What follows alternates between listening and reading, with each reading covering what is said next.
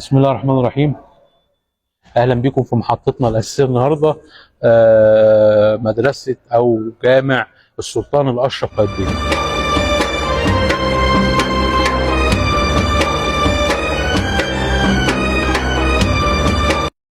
السلطان الاشرف قايتباي من الشخصيات المميزه جدا لانه حكم مصر زياده عن عقدين من الزمن.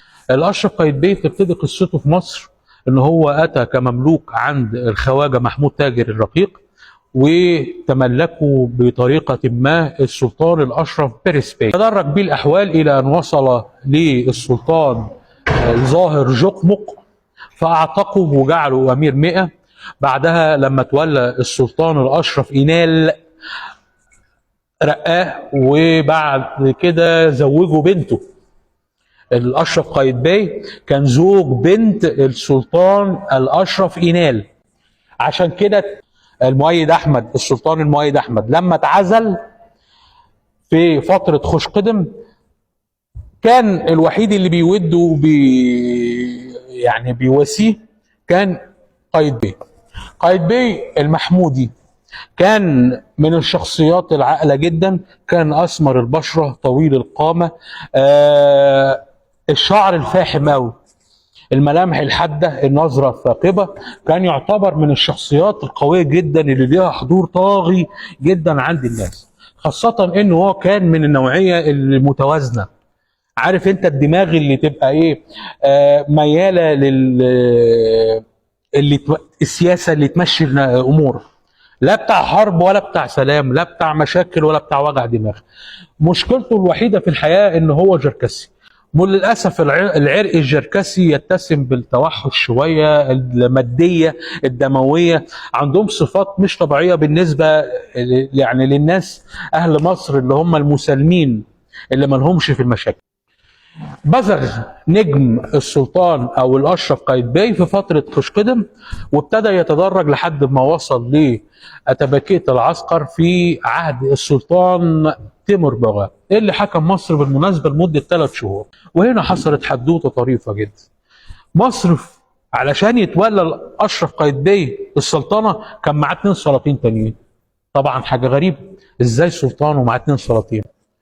يحكي لنا ابن تغري بردي في كتاب النجوم الزاهرة ان كان السلطان تيمور بغا بيصلي العشاء، بعد ما صلى سمع دوشة بره. في ايه؟ قالوا له ده في حركة عسكر، في امير اسمه خير بيك بي، غير خير بيك بتاع، كان اسمه خير بيك الدوادار الخشقدمي من مماليك السلطان خشقدمي، عمل انقلاب على السلطان تيمور بغا وخلعه وولى نفسه سلطان. طب ايه الحكايه؟ طبعا قبضوا على السلطان تيمور بغا وحبسوه. كان ساعتها السلطان قايتباي لسه راجع من السفر، وراح على بيته اللي هو دلوقتي بيت الرزاز اللي في باب الوزير. الحق يا امير، ده في كذا، كان هو اتابك العسكر يعني قائد الجيش، ده في انقلاب في القلعه، وطبعا القلعه مقفوله ابوابها. فاجتمعت الامراء بكلها على بعضيها فين؟ على باب القلعه، مكانها دلوقتي الاسطبلات السلطانيه عند اسم الخليفه، كان مكان الاسطبلات دلوقتي. قعدوا وتلموا، وجه الاشرف قايتباي. طب هنعمل ايه؟ هنسوي ايه؟ بص انت اللي هتمسك السلطنه. قال لهم بشرط، مش هدفع نفقه البيعه. كان في عهد الجركس اخترعوا حكايه ان اول ما السلطان يتولى ينفق حاجه اسمها نفقه البيعه، يعني ادفع علشان تحصل على البركه، او تحصل ان احنا ايه، نحلف لك ان انت تبقى السلطان.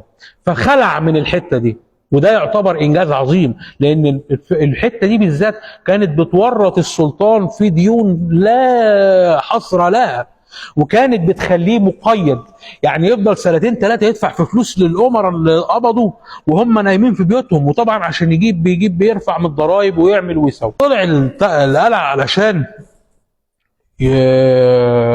يعني يخشها، كسر جنود خير بيه ونجح ان هو يفك. طبعا خير بيه لما اتهزم راح على تيمور بغا، ابوس ايدك سامحني، النمجاه بتاعتك اهي، واقعد العرش بتاعك اهو، بعد ما كان شايله في حته كده اوضه سريه، وارجع مكانك وحقك عليا، سامحني انت سيدي الناس. تيمور بغا كان طيب، قال له خلاص عفونا عنك. ففتح قعد على العرش ودخل عليه قايتباي، احنا اتعزل. ساعتها بعت له مين بقى عشان يبلغه؟ يشبك من مهدي. ده كان الدراع اليمين لقايتباي. يشبك من مهدي وازبك من تطخ، الاثنين كانوا عاملين بالظبط زي اتنين ممثلين لزاز قوي. واحد منهم الله يرحمه اللي هو المرحوم خالد صالح، واللي عايش دلوقتي خالد الصاوي. الاثنين شبه بعض والاثنين اسمهم خالد. وازبك ويشبك الاثنين اللكنه بتاعت الاسم شبه بعض. الاثنين دول كانوا يعتبروا الايد اليمين والايد الشمال لمين؟ للسلطان الاشرف قايتباي. راح الامير يشبك من مهدي الدودار وقال له يا مولانا ما انت خلاص اتخلعت ومش هتنفع. فخد منه النمجان اللي هي عباره عن خنجر ملوي، وخد منه الدوان اللي خلاص بقى انت ايه؟ اتعزلت وبقينا الاشرف قايتباي هو اللي بقى سلطان.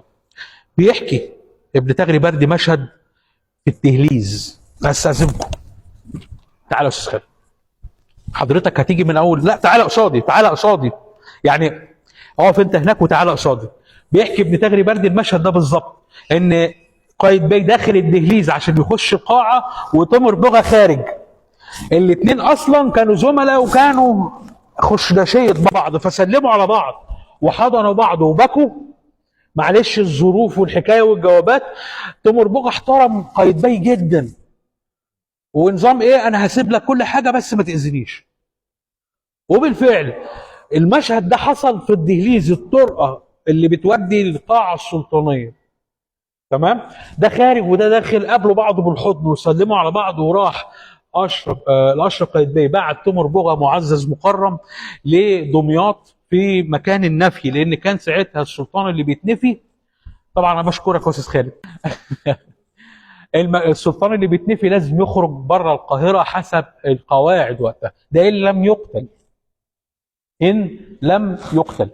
الاشرف قايتباي تقدر تجمع فيه كل الخصال اللي ممكن تتخيلها في بني ادم. اللي حكم مصر فتره طويله جدا، بخيل تلاقيه، دنيء يحب الفلوس تلاقيه، يجي على الفقراء ممكن يعطف على الفقراء تلاقيه، يعمل حاجات خير لله برضه تلاقيه، يرمم جوامع برضه تلاقيه. وكان ايده اليمين في موضوع المباني وبناء المعمار ده الناس البلدياتي من اهل طولون، من اشهرهم البدري الحسن، واحد اسمه بدر او بدر الدين حسن ابن الطولوني من منطقتي طولون بلد الصناعيه. المهم، فكان ابن الطولوني من الناس اللي بتصمم له الجوامع، ومنهم الجامع اللي احنا قاعدين فيه دلوقتي عائله طيلوني.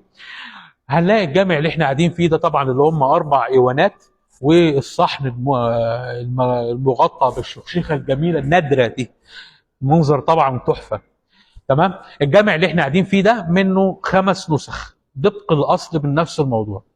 واحد اللي كنا فيه في الجوله اللي قبل اللي فاتت في قلعه الكبش، واحد في منيل الروضه، جامع ازبك اليوسفي اللي ببركه الفيل تحت، والجامع بتاع خوند اصل باي اللي موجود في الفيوم، والجامع اللي حضراتكم قاعدين فيه. 5 نسخ طبق الاصل من بعض. يا دوبك يفرق بينهم تفاصيل ان مفيش قبه السلطان، لا في قبه الامير، لا المساحه اقل المساحه اكبر، بس نفس التصميم ده بالظبط هتلاقوه فيه ال5 مدارس او ال5 جوامع اللي خاصين بالسلطان الاشرف قايتباي. السلطان الاشرف قايتباي لما تتامل صورته او تتامل تصرفاته تزعل منه جدا، ان كان بيخصم من رواتب المعاشات ويجي على الفقراء.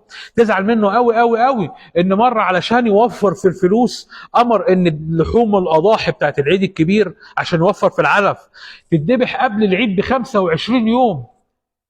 يوفر، عايز فلوس. وتفرح فيه قوي لما تبقى قاعد في قعده حلوه وسط الناس والامراء والعزومه، وتخرج نحله من الحله وتروح سايبه الناس كلها وجايه في عينه. يصعب عليك قوي لما يبقى خارج عشان يلعب كوره ويقع على رجله وتتكسر، اتكسرت عظمه فخدته بالقصبه، كان عنده الكسر ده كبير قوي، ده اثر عليه قوي.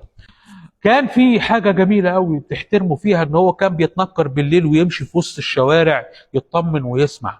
الكلام ده لحد حتى بعد ما عدى ال80 كان بيعمله.